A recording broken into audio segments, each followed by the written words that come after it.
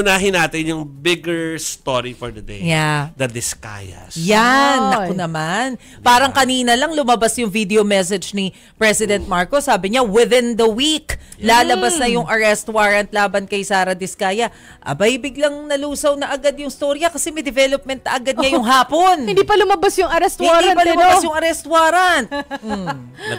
Preemptive yata. May nangyari na, oo. Anyway, ipakwento natin dyan si Arles de los Santos dahil siya yung nagbantay, para alam din natin kung anong update dyan.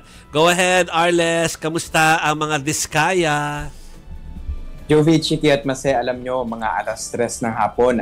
Akala natin tapos na ang ating coverage dito sa development ng mga pasabog ngayong araw patungkol nga sa nagpapatuloy na investigasyon sa mga maanumalyang flood control projects ng pamahalaan. Pero 3:00 ng hapon, nakumpirma nga na dumating sa NBI itong si Sara Diskaya. Ayon sa kanyang abogado, mula pa lamang umaga, nandun na ito, si Sara Diskaya. Pero kasi malaking katanungan ngayon kung ano ang mangyayari sa kanya dahil wala pa rin kumpirmadong warrant of arrest na nailalabas sa kanya.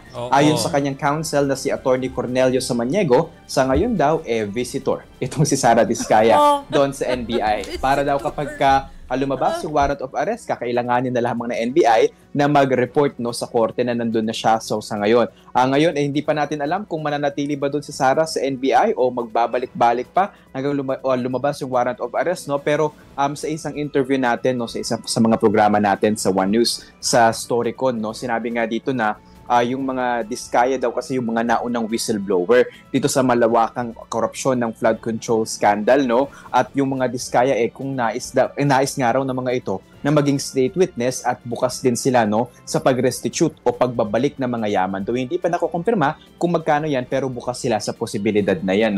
At nag-tell all na nga daw ang mga ito sa pagharap sa Independent Commission for Infrastructure, pero matatandaan natin na sa kanilang pangatlo na pagharap umatras ang mga ito matapos ngang lumabas ang isang panayam kay ICI Commissioner Babe Singson na sinasabi na wala pa siyang nakikita sa ngayon at sa kanyang personal na pananaw na maaaring maging state witness sa nangyayari at nagpapatuloy na investigasyon dito sa flood control scandal na ito. So Arles, wala pang arrest warrant, sinabi lang ni BBM na lalabas within the week, nagkusa siyang pumunta doon.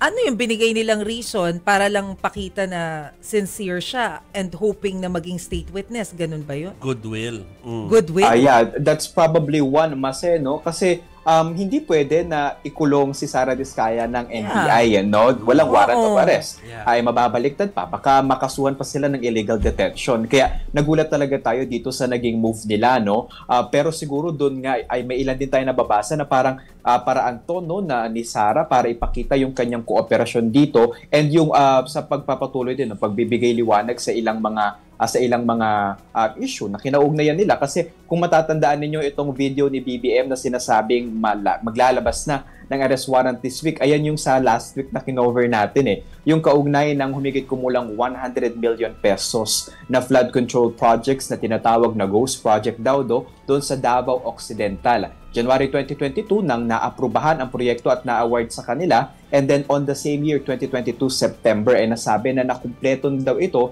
but investigation shows na pineke daw yung mga yung mga papeles nito para mailabas ng buo at mabayaran ng buo ang St. Timothy Construction na pag-aari nito ni Sara Diskaya. Pero hindi lamang si Sara Diskaya yung nandun din yung isa pang kasama niya na kabahagi din ng St. Timothy Constructions. Pero kung hindi siya pwede pang ikulong ng NBI dahil wala pang arrest warrant, ano yun?